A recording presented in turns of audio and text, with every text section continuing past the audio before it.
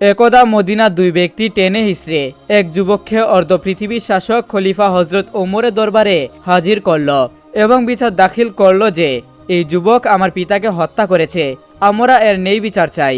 তখন খলিফা হজরত ওমর রাদিয়াল্লাহু ওই যুবককে প্রশ্ন করলেন তার বিপক্ষে করা দাবি সম্পর্কে। যুবকটি উত্তর দেন, তাদের দাবি সম্পূর্ণ সত্য। আমি ক্লান্তির কারণে বিশ্রামের জন্য এক খেজুর গাছের ছায়ায় বসেছিলাম। ক্লান্ত শরীরে অল্পতেই ঘুমিয়ে গিয়েছিলাম। ঘুম থেকে উঠে দেখি আমার একমাত্র পছন্দের বাহন আমার উটটি আমার পাশে নেই। খুঁজতে খুঁজতে কিছু দূর গিয়ে পেলাম, তবে তা ছিল মৃত। পাশেই ওদের বাবা ছিল, যে আমার এই উটটিকে তাদের বাগানে প্রবেশের অপরাধে পাথর মেরে হত্যা করেছে। আমি রাগান্বিত হয়ে তাদের বাবার সাথে তর্কাতর্কি করতে করতে এক পর্যায়ে তাদের বাবার মাথায় পাথর দিয়ে আঘাত করে ফেলি, ফলে সে সেখানে মারা যায়, যা সম্পূর্ণ অনাকাঙ্ক্ষিতভাবে ঘটে গেছে। এর জন্য আমি ক্ষমা প্রার্থী। ছেলেরা বলল, আমরা এর মৃত্যুদণ্ড চাই।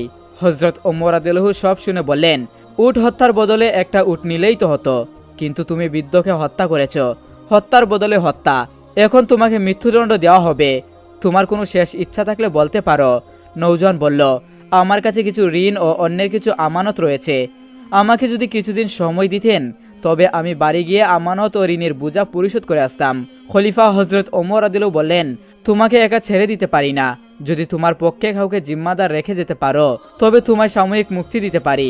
নিরাশ হয়ে নৌজওয়ান বলল, এখানে আমার কেউ নেই যে আমার জিম্মাদার হবে। এ কথা শুনে হঠাৎ মসজিদে উপস্থিত আল্লাহর নবীর একজন সাহাবী হজরত আবু যর গিফারি রাদিয়াল্লাহু তাআলা আনহু দাঁড়িয়ে বললেন, আমি হব ওর জামিনদার। সাহাবী হজরত আবু যর গিফারি রাদিয়াল্লাহু এর এই উত্তরে সবাই হতবাক।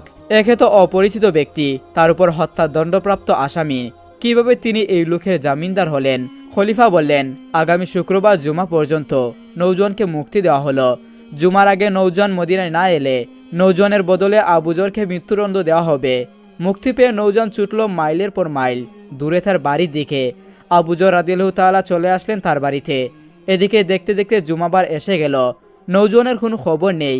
হজরত ওমর রাদিয়াল্লাহু তাআলা আনহু রাষ্ট্রীয় পত্রবাহক পাঠিয়ে দিলেন আবু যর গিফারি রাদিয়াল্লাহু এর কাছে।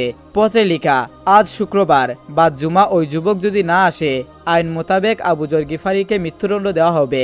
আবু যর যেন সময় মতো জুমার প্রস্তুতি নিয়ে মসজিদে নববীতে হাজির হন। এ খবর ছড়িয়ে পড়লে সারা মদিনায় থমথমে অবস্থা সৃষ্টি হলো। একজন নিষ্পাপ সাহাবী আবু যর গিফারি রাদিয়াল্লাহু আজ বিনা দোষে মৃত্যুদণ্ড দণ্ডিত হবেন। জুমার পর মদিনার সবাই মসজিদে নববীর সামনে হাজির। সবার চোখে পানি, জল্লাদও প্রস্তুত। জীবনে কতজনের মৃত্যুদণ্ড দেখেছে তার হিসাব নেই, কিন্তু আজ কিছুতেই চোখের পানি আটকাতে পারছে না কেউ। আবু যরের মতো একজন সাহাবী সম্পূর্ণ বিনা দোষে আজ মৃত্যুদণ্ডে দণ্ডিত হবেন, এটা মদিনার কেউ মেনে নিতে পারল না। এমনকি মৃত্যুদণ্ডের আদেশ প্রদানকারী খলিফা হজরত ওমর রাদিয়াল্লাহু অনবরত কাঁদছেন, তবুও আইন তার নিজস্ব গতিতে চলবে, কারো পরিবর্তনের হাত নেই। আবু যর রাদিয়াল্লাহু তখন নিশ্চিত মনে হাসি মুখে দাঁড়িয়ে মৃত্যুর জন্য প্রস্তুত। জল্লাদ ধীর পায়ে আবু যর রাদিয়াল্লাহুর দিকে এগুচ্ছে আর কাঁদছেন। আজ যেন জল্লাদের পা চলছে না, পায়ে যেন কেউ পাথর বেঁধে রেখেছে। এমন সময় এক সাহাবী জল্লাদকে বলল, হে জল্লাদ, একটু থামো। মরুভূমির দুলোর জ্বর উড়িয়ে ওই দেখো কে যেন আসছে। হতে পারে ওইটা নৌজওয়ানের ঘোড়ার দলি। একটু দেখে নাও, তারপর না হয় আবু যরের মৃত্যুদণ্ড কার্যকর। ঘোড়াটি কাছে এলে দেখা যায় সত্যি এটা ওই নৌজওয়ান। নৌজওয়ান দ্রুত খলিফার সামনে এসে বলল, হুজুর, বেয়াদবি মাফ করবেন। রাস্তায় যদি ঘোড়ার পায়ে ব্যথা না পেত, তবে সঠিক সময় আসতে পারতাম। বাড়িতে আমি একটুকু দেরি করিনি। বাড়ি পৌঁছে গচ্ছিত আমানত ও ঋণ পরিশোধ করি এবং তারপর বাড়ি এসে বাবা মা ও নববধূর কাছে সব খুলে বলে চির বিদায় নিয়ে মৃত্যুর প্রস্তুতি নিয়ে মদিনার উদ্দেশ্যে রওনা দেই। এখন আবু যর ভাইকে ছেড়ে দিন। আমাকে মৃত্যুদণ্ড দিয়ে পবিত্র কিয়ামতের দিন খুনি হিসেবে আল্লাহর সামনে দাঁড়াতে চাই না। আশেপাশে সব নীরব নিস্তব্ধ অবস্থা, সবাই হতবাক। কি হতে চলছে? যুবকের পুনরায় ফিরে আসাটা অবাক করে দিল সবাইকে। খলিফা হজরত ওমর রাদিয়াল্লাহু তাআলা আনহু বললেন, তুমি জানো তোমাকে মৃত্যুদণ্ড দেওয়া হবে, তারপরেও কেন তুমি ফিরে এলে? উত্তরে ওই যুবক বলল, আমি ফিরে এসেছি এই কারণে, যাতে পরবর্তীতে কেউ বলতে না পারে এক মুসলমানের বিপদে আরেক মুসলমান সাহায্য করতে এগিয়ে এসে নিজেই বিপদে পড়ে গিয়েছিল। এবার হজরত ওমর রাদিয়াল্লাহু তাআলা আনহু হজরত আবু যর গিফারিকে জিজ্ঞাসা করলেন, আপনি কেন না চেনা সত্ত্বেও এমন লোকের জামিনদার হলেন? উত্তরে হজরত আবু যর গিফারি রাদিয়াল্লাহু বললেন, পরে কেউ যেন বলতে না পারে এক মুসলমান বিপদে পড়েছিল, অথচ কেউ তাকে সাহায্য করতে আসেনি। এইসব কথা শুনে হঠাৎ বৃদ্ধ দুই সন্তানের মাঝে থেকে একজন বলে উঠল, হে খলিফা, আপনি তাকে মুক্ত করে দিন, আমরা তার উপর তার দাবি তুলে নিলাম। হজরত ওমর রাদিয়াল্লাহু আনহু বললেন, কেন? তাদের মাঝে একজন বলে উঠল, কেউ যেন পরবর্তীতে বলতে না পারে এক মুসলমান অনাকাঙ্ক্ষিতভাবে ভুল করে এবং নিজেই সেই ভুল স্বীকার করে ক্ষমা চাওয়ার পরেও অন্য মুসলমান তাকে ক্ষমা করেনি। হজরত ইব্রাহিম আলাইহিসসালাম একদিন স্বপ্নে দেখলেন যে কে যেন তাকে বলছে, হে আল্লাহর দোস্ত, আপনি আল্লাহর নামে কুরবানি করুন। নবীর প্রতি স্বপ্ন আদেশ ওহির সমতুল্য। তাই হজরত ইব্রাহিম আলাইহিসসালাম স্বপ্নের কুরবানির আদেশ পেয়ে অস্থির হয়ে উঠলেন। অনেক চিন্তা ভাবনা করে তিনি দুম্বা ও উট কুরবানি করে দিলেন। দ্বিতীয় রাতে তিনি আবারও স্বপ্ন দেখলেন, একজন তাকে বলছে, হে নবী, আল্লাহর রাস্তায় কুরবানি করুন। দ্বিতীয়বারও তিনি 200 উট কুরবানি করলেন। অতঃপর তৃতীয় রাতে আবারও তিনি স্বপ্ন দেখলেন। তৃতীয় রাতে আবারও তিনি 200 উট কুরবানি করলেন। চতুর্থ রাতে তিনি আবার স্বপ্ন দেখলেন, হে আল্লাহর দোস্ত, আপনি আল্লাহর রাস্তায় আপনার প্রিয় সন্তানকে কুরবানি করুন। এইবারে স্বপ্ন দেখে হজরত ইব্রাহিম আলাইহিসসালাম হতভম্ব হয়ে গেলেন। তার সন্তান বলতে হজরত ইসমাইল আলাইহিসসালাম ব্যতীত আর কেউ নেই। সেই সন্তান তার নির্বাসিত মাতার নিকট থাকে। কিন্তু আল্লাহ রাব্বুল আলামিন যখন তাকে এই প্রিয় সন্তানটি কুরবানি করার জন্য আদেশ দিলেন, ইব্রাহিম আলাইহিসসালাম মনে মনে দৃঢ় সংকল্প করে বললেন, এটাই যদি আল্লাহ তাআলার অভিপ্রায় হয় যে ইব্রাহিমকে তার রাস্তায় কুরবানি করতে হবে, তাহলে আমি তা পিছপা হব না। আল্লাহর মহব্বত ও ভালোবাসার পথে দুনিয়ার কোনো কিছুই আমার বাধা হয়ে দাঁড়াতে পারবে না। এরপর আল্লাহর নবী হজরত ইব্রাহিম আলাইহিসসালাম তার একমাত্র পুত্র ইসমাইলকে আল্লাহর রাস্তায় কুরবানি করার জন্য দৃঢ় সংকল্প করলেন। যেই বাবা সেই কাজ। ইব্রাহিম আলাইহিসসালাম তার সন্তান বালক ইসমাইলকে রেখে বললেন, হে আমার পুত্র, তুমি গোসল করে সুন্দর সুসজ্জিত কাপড় পরে তৈরি হয়ে নাও, আমি তোমাকে নিয়ে একটি দাওয়াতে যাব। শিশু ইসমাইল আলাইহিসসালাম ছোটবেলা থেকেই আত্মীয় স্বজন ও পিতার মহব্বত ছাড়াই লালিত পালিত হয়েছিলেন। ছোটবেলা থেকেই পিতা তার সঙ্গে ছিল না। যখন বালক ইসমাইল আলাইহিসসালাম শুনলেন পিতা তাকে নিয়ে এক জায়গায় দাওয়াত খেতে যাবেন, বালক ইসমাইলের মন আনন্দে নেচে উঠল। তখন তিনি মাতা হাজারার কাছে গিয়ে বললেন, আম্মাজান, আপনি কি শুনেছেন? আব্বাজান আমাকে বলেছে আমাকে নিয়ে তিনি নাকি এক জায়গায় দাওয়াত খেতে যাবেন। ও আম্মাজান, আপনি তাড়াতাড়ি করে আমাকে গোসল করিয়ে দিন আর উত্তম পোশাকে সজ্জিত করে দিন, আমি আব্বার সাথে দাওয়াত খেতে যাব। আমি যে আর ধৈর্য ধরতে পারছি না। বিবি হাজারা তখন বললেন, সত্যি কি তোমাকে তিনি দাওয়াত খেতে নিয়ে যাবেন? হজরত ইসমাইল আলাইহিসসালাম বললেন, আপনি তাকে জিজ্ঞাসা করে দেখুন না। এরপর বিবি হাজারা আলাইহিসসালাম ইব্রাহিম আলাইহিসসালামকে জিজ্ঞাসা করে বললেন, ও আমার প্রাণের স্বামী, আমি শুনলাম আপনি নাকি ইসমাইলকে নিয়ে দাওয়াত খেতে যাবেন। ইব্রাহিম আলাইহিসসালাম বললেন, ও হাজারা, তুমি ঠিকই শুনেছ। ইসমাইলকে গোসল করিয়ে সুন্দর পোশাকে সুসজ্জিত করে দাও, আমি তাকে নিয়ে দাওয়াত খেতে যাব। বন্ধুরা, অনেকেই মনে হতে পারে হজরত ইব্রাহিম আলাইহিসসালাম নবী হয়ে বিবি হাজেরা ও ইসমাইল আলাইহিসসালামের সাথে মিথ্যা কথা বলেছেন, কিন্তু মূলত জাতির পিতা ইব্রাহিম আলাইহিসসালাম তাদের সাথে মিথ্যা কথা বলেনি। গভীরভাবে যদি চিন্তা করা হয় তাহলে ইব্রাহিম আলাইহিসসালামের এই কথাটি সঠিক ও বাস্তবসম্মত ছিল। কেননা তিনি ইসমাইল আলাইহিসসালামকে নিয়ে আল্লাহর একটি দাওয়াতে যাচ্ছিলেন। এরপরে বিবি হাজেরা আলাইহিসসালাম বালক ইসমাইলকে উত্তম রূপে গোসল করিয়ে সুন্দর পোশাকে সুসজ্জিত করে দিলেন। অতঃপর তাকে স্বামীর হাতে তুলে দেওয়ার পূর্বে বললেন, ও আমার প্রিয় স্বামী, ইসমাইলকে আমি ছোট থেকে এই পর্যন্ত লালন পালন করছি, কিন্তু এর মধ্যে আমি তাকে একটি বারের জন্যও আমার দৃষ্টির আড়াল করিনি। ও আমার প্রিয় স্বামী, আপনি সবসময় তাকে দেখে রাখবেন, কখনোই আপনি তাকে আপনার চোখের আড়াল করবেন না। যতক্ষণ না পর্যন্ত আপনি আর ইসমাইল আমার কাছে ফিরে আসছেন, ততক্ষণ পর্যন্ত আমি উদ্বিগ্ন থাকব এবং আপনাদের পথের দিকে চেয়ে আমার সময় কাটবে। হজরত ইব্রাহিম আলাইহিসসালাম এই কথা শুনে কোনো কিছুরই উত্তর দিলেন না। তার হৃদয়ের মধ্যে এক তুফান বয়ে যাচ্ছিল। তিনি মুখ ফুটে কোনো কথা বিবি হাজারাকে বলতে পারছিলেন না। তার অস্ত্র যেন দু চোখ বেরিয়ে আসতে যাচ্ছিল, কিন্তু তিনি তার চোখের অস্ত্রগুলোকে আল্লাহ রাব্বুল আলামিনের মহব্বতের দুনিয়ায় চাপা দিয়ে রেখেছিলেন। এরপর হজরত ইব্রাহিম আলাইহিসসালাম বালক ইসমাইলকে নিয়ে চলতে লাগলেন মিনার পাহাড়ের দিকে। অভিশপ্ত ইবলিস যখন দেখল জাতির পিতা ইব্রাহিম আলাইহিসসালাম আল্লাহ রাব্বুল আলামিনের আদেশ পালনার্থে তার একমাত্র পুত্র সন্তানকে জবাই করার জন্য দৃঢ় সংকল্প করেছে, তখন তার আর সহ্য হলো না। সে বলতে লাগলো, আমি ইবলিস, মানব জাতির জন্য আমি বেহেশত থেকে বহিষ্কৃত হয়েছি এবং আমি চিরস্থায়ীভাবে জাহান্নামী হয়েছি। আর সেই মানব জাতির একজন সন্তান ইব্রাহিম আলাইহিসসালাম আল্লাহর আদেশ পালন করে তার প্রিয় ভাজন হবে, এটা আমি কিভাবে সহ্য করব? কোনোভাবেই এটা হতে দেওয়া যাবে না। যে করেই হোক ইব্রাহিমকে এ কাজ থেকে ফিরিয়ে রাখতেই হবে। তাই ইবলিস তার চক্রান্ত ও ষড়যন্ত্র বাস্তবায়নের জন্য সর্বপ্রথম বিবি হাজেরার কাছে একজন ভালো মানুষ বেশি উপস্থিত হলো। বিবি হাজেরা আলাইসাল্লামের কাছে গিয়ে ইবলিস বলল, ও হাজেরা, তুমি কি জানো তোমার স্বামী ইব্রাহিম তোমার সন্তানকে কোথায় নিয়ে যাচ্ছে? বিবি হাজেরা আলাইসাল্লাম বললেন, কেন? তিনি তাকে একটি দাওয়াতে নিয়ে যাচ্ছেন।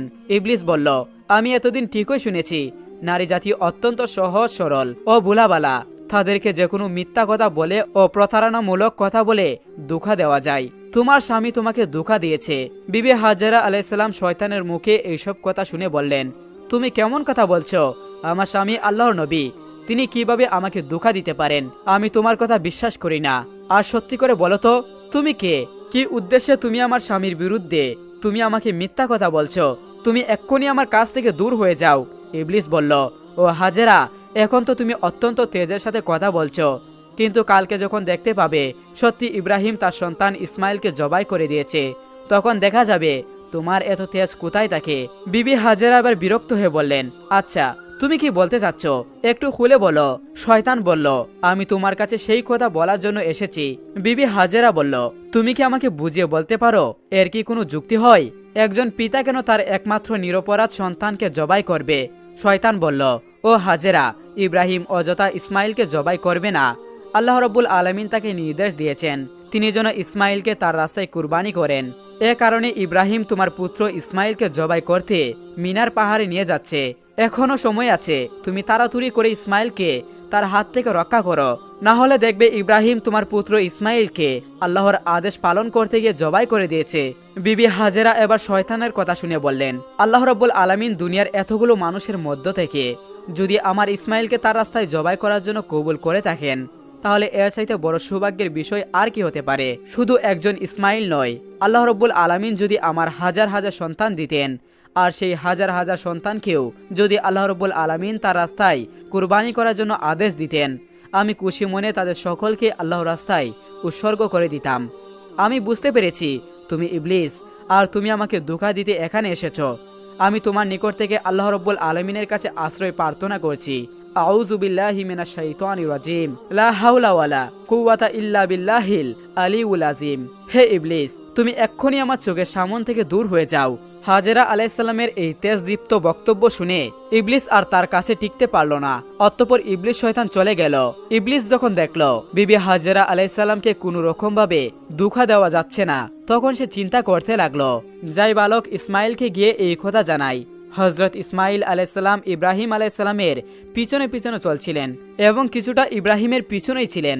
ইবলিস তখন ইসমাইল আলাইহিসসালামকে তার হাতের ইশারায় ডেকে ইব্রাহিম আলাইহিসসালামের কাছ থেকে দূরত্বে নিয়ে গেল। তখন সে ইসমাইলকে বলল, ও ইসমাইল, তুমি কি জানো তোমার পিতা তোমাকে কোথায় নিয়ে যাচ্ছেন? ইসমাইল আলাইহিসসালাম বলল, কেন, দাওয়াত খেতে নিয়ে যাচ্ছেন। ইবলিস বলল, হে বালক, তুমি তো অত্যন্ত কচি ও ছোট, তোমার মন সাদাসিধে ও ভোলাবালা, তাই তোমার পিতা তোমাকে দাওয়াত খাওয়ার কথা বলে ধোঁকা দিচ্ছে। তখন ইসমাইল আলাইহিসসালাম বললেন, তুমি কেমন কথা বলছো? আমার পিতা আমাকে কেন ধোঁকা দিবে? আমি তার একমাত্র সন্তান, আর এতদিন পরে তিনি আমার সাথে দেখা করতে এসেছেন। ধোঁকা দেওয়ার উদ্দেশ্য কি হতে পারে? ধোঁকা দেওয়ার উদ্দেশ্য কি হতে পারে তার? তখন ইবলিস বলল, ও ইসমাইল, তুমি জেনে রাখো তোমার পিতা তোমাকে দাওয়াত খাওয়ার কথা বলে দুহাই দিয়ে জবাই করার জন্য নিয়ে যাচ্ছে। মিনার পাহাড়ে যেয়ে তোমাকে জবাই করে দিবেন। তখন ইসমাইল আলাইহিসসালাম বললেন, এটা কি কোনো যুক্তি হতে পারে যে কোনো পিতা তার একমাত্র সন্তানকে বিনা কারণে জবাই করবেন কেন? ইবলিস বলল, ইসমাইল, তোমার পিতা বিনা কারণে তোমাকে জবাই করবেন না। আল্লাহ রাব্বুল আলামিন তাকে আদেশ দিয়েছেন তিনি যেন তোমাকে আল্লাহর রাস্তায় কুরবানি করেন, আর আল্লাহ রাব্বুল আলামিনের নির্দেশ পালন করার জন্য তোমার পিতা তোমাকে মিনার পাহাড়ে জবাই করার জন্য নিয়ে যাচ্ছেন। তখন ইসমাইল আলাইহিসসালাম বললেন, আল্লাহ রাব্বুল আলামিন এই দুনিয়াতে এত মানুষের মধ্য থেকে যদি আমাকে তার রাস্তায় জবাই করার জন্য কবুল করে থাকেন, তাহলে এর চাইতে বড় সৌভাগ্যের ব্যাপার তো আর আমার কাছে কিছুই হতে পারে না। আমি বুঝতে পেরেছি তুমি মানুষরূপী ইবলিস। ইবলিস, তুমি জেনে রাখো আল্লাহ রাব্বুল আলামিন যদি আমাকে লক্ষ কোটি জীবন দিতেন, আর সেই লক্ষ কোটি জীবনকেও আল্লাহ রাব্বুল আলামিন যদি তার রাস্তায় কুরবানি করার জন্য কবুল করতেন, তাহলে আমি প্রতিবারই আল্লাহ রাব্বুল আলামিনের রাস্তায় কুরবানি হওয়ার জন্য প্রস্তুত থাকতাম। ও ইবলিস, তুমি আমার কাছ থেকে এক্ষুনি দূর হয়ে যাও। আমি তোমার কাছ থেকে আল্লাহ রাব্বুল আলামিনের কাছে আশ্রয় প্রার্থনা করছি। আউযু বিল্লাহি মিনাশ শাইতানির রাজিম। এরপর হযরত ইসমাইল আলাইহিস সালাম ইবলিসকে লক্ষ্য করে পাথর মারতে লাগলেন। ইসমাইল আলাইহিসসালামের সেই স্মৃতি চারণ করে আজ পর্যন্ত হাজিরা হজে গিয়ে শয়তানকে পাথর মারে। এরপর হযরত ইব্রাহিম আলাইহিসসালাম পুত্র ইসমাইলকে নিয়ে মিনা প্রান্তরে উপস্থিত হলেন। তাফসিরে রুহুল মাআনিতে উল্লেখ রয়েছে, ইসমাইল আলাইহিসসালামকে জবাই করার পূর্বে জাতির পিতা ইব্রাহিম আলাইহিসসালাম তার সাথে কিছু পরামর্শ করে নিতে চাইলেন। ইব্রাহিম আলাইহিসসালাম ইসমাইল আলাইহিসসালামকে বললেন, হে বৎস, আমি স্বপ্নে দেখেছি যে আমি তোমাকে জবাই করছি, এখন তোমার কি অভিমত বলো। সে বলল, হে আমার পিতা, আপনি যা আদিষ্ট হয়েছেন তাই করুন। আল্লাহ ইচ্ছা করলে আপনি আমাকে ধৈর্যশীলদের অন্তর্ভুক্ত দেখতে পাবেন। সূরা সাফফাত আয়াত নম্বর 102। হযরত ইসমাইল আলাইহিসসালামের জবান শুনে হযরত ইব্রাহিম আলাইহিসসালাম অত্যন্ত খুশি হলেন। অতঃপর হযরত ইসমাইল আলাইহিসসালাম তার পিতাকে লক্ষ্য করে বললেন, আব্বাজান, আপনি তো আমাকে জবাই করে দিবেন, তার পূর্বে আমার কয়েকটি অনুরোধ রয়েছে, আপনি কি দয়া করে আমার সেই অনুরোধগুলো রক্ষা করবেন? ইব্রাহিম আলাইহিসসালাম বললেন, বৎস, তুমি তোমার আরজি পেশ করতে পারো, আমি সেগুলোকে যথাসাধ্য রক্ষা করার চেষ্টা করব। তখন ইসমাইল আলাইহিসসালাম বললেন, ওহে আব্বাজান, আমাকে জবাই করার পূর্বে আমার হাত পা উত্তম রূপে বেঁধে নিবেন। দেখা যায় জবাই করার সময় জীবজন্তুগুলো তাদের হাত পা চুরাচুরি করে, তেমনি ভাবে মৃত্যু যন্ত্রণা সহ্য করতে না পেরে আমিও যদি আমার হাত পা চুরাচুরি করি আর তা যদি আপনার শরীরে লেগে যায়, এতে আমার বেয়াদবি হবে, আর আমি চাই না মৃত্যুর পূর্বে আমার পিতার সাথে বেয়াদবি করে মরতে। অতঃপর হে আব্বাজান, আপনি আমার এই অনুরোধ রক্ষা করবেন। দ্বিতীয়ত, আমাকে জবাই করার সময় আপনি আপনার চক্ষুদ্বয় ভালো মতো কাপড় দিয়ে বেঁধে নিবেন, কেননা জবাই করার সময় আপনার চোখ আমার চেহারায় পড়ে, তাহলে আমার প্রতি আপনার দয়ার উদ্রেক হবে, যাতে আপনার জবাইয়ের কাজে ব্যাঘাত সৃষ্টি হবে। আর আমি চাই না আপনি আল্লাহ রাব্বুল আলামিনের আদেশ পালন করতে কোনো রকম বাধার সম্মুখীন হন। তৃতীয়ত, আমার যে আবদার তা হলো কুরবানি করার পর যখন আপনি গৃহে প্রত্যাবর্তন করবেন, তখন আমার রক্তমাখা জামা কাপড়গুলো নিয়ে আমার জনম দুঃখিনী আম্মার নিকট সমর্পণ করবেন এবং তাকে আমার সালাম জানাবেন ও বলবেন যে তার এই ত্যাগের বিনিময়ে আমরা একত্রে বেহেশতে অবস্থান করতে পারবো। এবং তাকে আরো বললেন যে আল্লাহ পাক তার নির্দেশ পালন করার জন্য যে তৌফিক আমাদেরকে দিয়েছেন তার জন্য তিনি যেন শুকরিয়া আদায় করেন এবং তিনি যেন আমার প্রতি কোনো দুঃখ প্রকাশ না করেন। পুত্রের মুখে এই কথাগুলো শ্রবণ করে হযরত ইব্রাহিম আলাইহিসসালাম অত্যন্ত সন্তুষ্ট হলেন। তার আস্তিনের নিচে পূর্বেই এক গেছা দড়ি ও একখানা চুরি লুকিয়ে রেখেছিলেন। অতঃপর তিনি সেই দড়ি বের করে হযরত ইসমাইল আলাইহিসসালামের হাত পা বেঁধে নিলেন। এরপরে তার চোখে একখানা কাপড় বেঁধে দিলেন।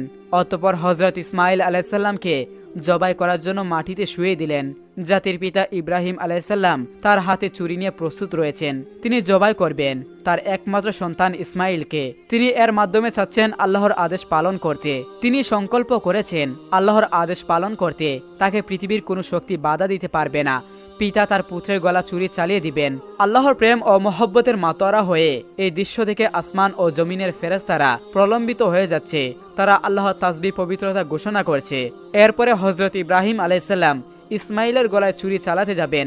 এমন সময় আল্লাহ রাব্বুল আলামিন ছুরিকে আদেশ দিলেন, হে ছুরি, খবরদার, তুই ইসমাইলের গলার একটি পশমও কাটবি না। তুই যদি ইসমাইলের গলার একটি পশমও কাটিস তাহলে তোর জন্য আমি জাহান্নামের আগুনকে অবধারিত করে দিব।